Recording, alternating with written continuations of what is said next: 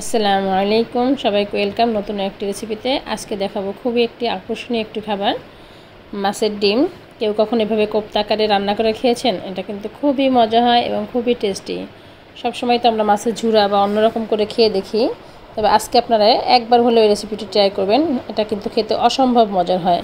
আমি বানানোর জন্য এখানে নিয়ে নিয়েছি রুই মাছের ডিম। এটা হচ্ছে ডিপে ছিল, এই জন্য একটু বরফ হয়েছিল। আমি কিছু সময় বের করে রেখে একটু বরফটা ছাড়িয়ে নিয়েছি। ভালো মতো ধুয়ে পরিষ্কার করে ডিপ করে নিয়েছিলাম আর কি, কারণ এখন ধুতে গেলে তো নষ্ট হয়ে যাবে। তো এখন প্রথমেই নিয়ে নিচ্ছি একটা হাঁড়িতে পানি দিয়ে একটু সামান্য লবণ আর হলুদ দিয়ে, পানিটা যখন একটু এরকম গরম হয়ে আসবে তখন আমি এর মধ্যে ডিমটা দিয়ে দিচ্ছি। ডিমটা দিয়ে বেশি নাড়াচাড়া করব না, একটু রেখে দিব। এটাকে প্রায় 70-80% পর্যন্ত সেদ্ধ করে নিব আমি ডিমটাকে। এইভাবে যদি একটু সেদ্ধ করে নেন তাহলে ডিমের যেটা গন্ধ থাকে সেটা কিন্তু আর থাকবে না, আর যখন রান্না করব তখন বিন্দুমাত্র গন্ধ আসবে না এটা থেকে, খুবই একটা অন্যরকম হবে। তো আমি একটু হালকা মাছ দিয়ে একবার না দিয়েছিলাম, দেখেন এটা কিন্তু অনেকটাই ছেড়ে এসেছে, আর দেখি হয়তো বুঝতে পারছেন কালারটাও চেঞ্জ হয়ে গেছে। এখন আমি এটাকে তুলে নিব, তুলে এভাবে ছেঁকে দিচ্ছি যাতে পানিটা ঝরে যায়।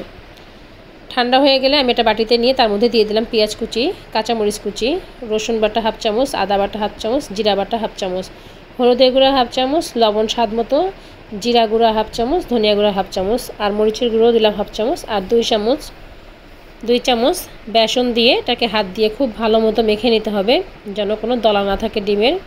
আর পেঁয়াজ মরিচটা খুব ভালো মতো মাখানো হয়ে যায়। এটা কিন্তু একদম শক্ত হবে না, দেখেই বুঝতে পারছেন, এরকম একটু নরম হবে। আবার হাত দিয়ে মন চাইলে এরকম শেপও দেওয়া যাবে। তেলটা আগেই গরম করে রেখেছিলাম, এখন তেলের মধ্যে দিয়ে দিচ্ছি। একটু দেখিয়ে দিচ্ছি আপনাদের, এই যে হাত দিয়ে আপনারা চাইলে এরকম বল করেও দিতে পারবেন, আবার চাইলে এরকম বড়ার আকারেও পেঁয়াজের মতো দিতে পারবেন। তো আমি এরকম বল বল করে দিলাম, এটা আসলে দেখতে খুবই আকর্ষণীয় হয়, তার জন্য বল করেই দিয়েছি। এখন এগুলোকে একটু ভেজে নিব, এক পাশ একটু হালকা লাল লাল হলে তারপরে আমি আর এক পাশ উল্টে দিব। একটু ভালো মতো ভেজে নিতে হবে এক পাশ, নয়তো কিন্তু ডিমটা ভেঙে যাওয়ার ভয় থাকে। তো আমি সবগুলোকে এভাবে এক এক করে এখন উল্টে দিব। উল্টে দিয়ে আমি ওই পাশটাও একটু ভালো করে ভেজে নিব, যেন দুও পাশ ভালো মতো ভাজা হয়। আপনারা কিন্তু চাইলে এভাবে শুধাও খেতে পারেন, কোনো কিছু রান্না না করে এভাবে শুধু পেঁয়াজের মতো খেতে পারেন। এটা কিন্তু খুবই টেস্টি একটি খাবার হয়। তো যদি শুধা খেতে চান পেঁয়াজের মতো করে, বড়ার মতো করে, তাহলে কিন্তু আরেকটু কড়া করে ভাজতে হবে, আরেকটু লাল লাল করে, তাহলে আরও বেশি টেস্ট হবে। তো আমি যেহেতু এটাকে আবার রান্না করব, কারি বানাবো, তার জন্য আমি এখন এই পর্যায়ে সবগুলো তুলে নেব। আপনারা যারা এই পর্যন্ত আমার ভিডিওটি দেখছেন, যদি ভালো লাগে একটি লাইক করে ভিডিওটি শেয়ার করে দিবেন। দেখেন বড়াগুলো ভাজা হয়ে গেছে, সবগুলো তুলে নিয়েছি। এখন একই তেলে আমি কিছু আলু এরকম কেটে নিয়েছিলাম কিউব করে, সেগুলো ভেজে নিচ্ছি সামান্য একটু লবণ আর হলুদের গুঁড়ো দিয়ে। আলুটা একটু সেদ্ধ করে নিব, প্রায় 90%-এর বেশি সেদ্ধ করে নিব, কিন্তু কালার করব না, চুলার আঁচটা একটু কমিয়ে দিয়ে আমি আলুগুলোকে সেদ্ধ করে নিচ্ছি। সেদ্ধ হয়ে গেল, ভাজাও হয়ে গেল, আমি এখন আলুগুলো সব তুলে নিচ্ছি। আলু কিন্তু একদমই সেদ্ধ হয়ে গিয়েছে, আপনারা বুঝতে পেরেছেন কিনা জানি না। এটা কিন্তু আমি আপনাদের একটু কেটে দেখাচ্ছি একটা, তাহলেই বুঝতে পারবেন। এই যে আমার আলুগুলো হয়ে গেল, এগুলো তুলে নিলাম। এখন রান্নার জন্য একটা কড়াইতে আমি বড়া ভাজার তেলটাই দিয়ে দিয়েছি। দিয়ে দিলাম প্রথমেই 2টো দারচিনি আর একটু এলাচি দিয়ে একটু ভেজে নিয়ে পেঁয়াজ কুচি দিয়ে দিচ্ছি একটা পরিমাণে, একটু হালকা ভেজে নিব, একদম লাল করব না, হালকা যখন ভাজা হবে। মশলা কষানোর জন্য প্রথমে একটু পানি দিয়ে নিয়েছি, এরপর আমি এক একে সব মশলা দিব। আমি এখানে দিয়ে দিচ্ছি আদা বাটা, রসুন বাটা, জিরা বাটা, মরিচের গুঁড়ো, দিয়ে দিলাম হলুদের গুঁড়ো, ধনিয়া গুঁড়ো, জিরা গুঁড়ো, আর দিয়ে দিচ্ছি লবণ স্বাদ মতো। লবণটা কিন্তু আমি আগেও আলু আর বড়া ভাজার সময় দিয়েছি, সেভাবে স্বাদ অনুযায়ী দিতে হবে। আর মরিচটা একটু বেশি দিলে টেস্টটা ভালো আসে। মশলাটা যখন এরকম একটু কষানো হয়ে যাবে, তেলটা ভেসে উঠবে, তখন আমি এর মধ্যে দিয়ে দিয়েছি যে একটা টমেটো পেস্ট করে রেখেছিলাম, সেই টমেটোটা দিয়ে দিলাম। এই টমেটোটা দেওয়ার চেষ্টা করবেন, তাতে কিন্তু গ্রেভিটা অনেক টেস্ট হয়, খেতে খুব ভালো লাগে। তো এখন এটাকেও খুব ভালো মতো কষিয়ে নিব তেলটা ভেসে ওঠা পর্যন্ত।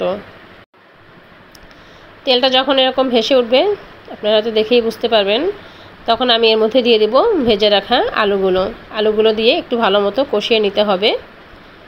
এতে করে আলুর মধ্যেও মশলাটা খুব ভালো মতো ঢুকবে আর টেস্টও বেশি আসবে। এখন আলুটাকেও খুব ভালো মতো কষিয়ে নিব, 2 থেকে 3 মিনিটের মতো একটু কষিয়ে নিব আমি। কষিয়ে নিয়ে তারপরে আমি এতে ঝোলের পানি দিয়ে দেব। এই যে আমার কিন্তু এটা কষানো হয়ে গিয়েছে, তেলটাও ভেসে উঠেছে, আপনারা দেখেই হয়তো বুঝতে পারছেন।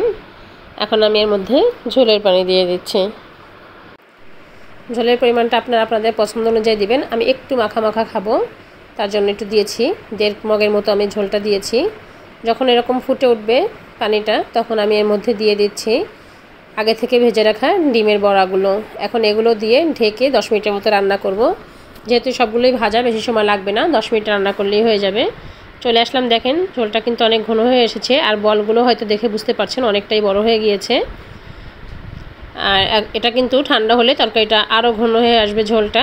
তো আমি এখন দিয়ে দিচ্ছি এর মধ্যে একটু ধনিয়া পাতাটা দেওয়ার চেষ্টা করবেন, এতে করে কিন্তু খুব সুন্দর একটা ঘ্রাণ আসে তরকারি থেকে। এটাকে আর বেশি সময় রান্না করবো না, 2-1 মিনিট রান্না করে আমি চুলা থেকে নামিয়ে নেব।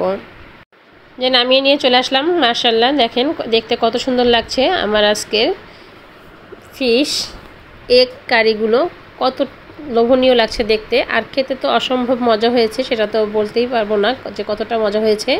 সেটা বুঝতে হলে কিন্তু আপনাদের অবশ্যই একবার বাসায় ট্রাই করে দেখতে হবে।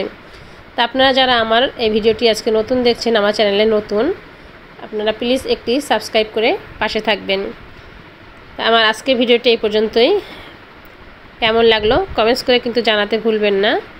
আর আপনারাও কিন্তু বাসায় একবার হলেও ট্রাই করে দেখবেন। আসসালামু আলাইকুম।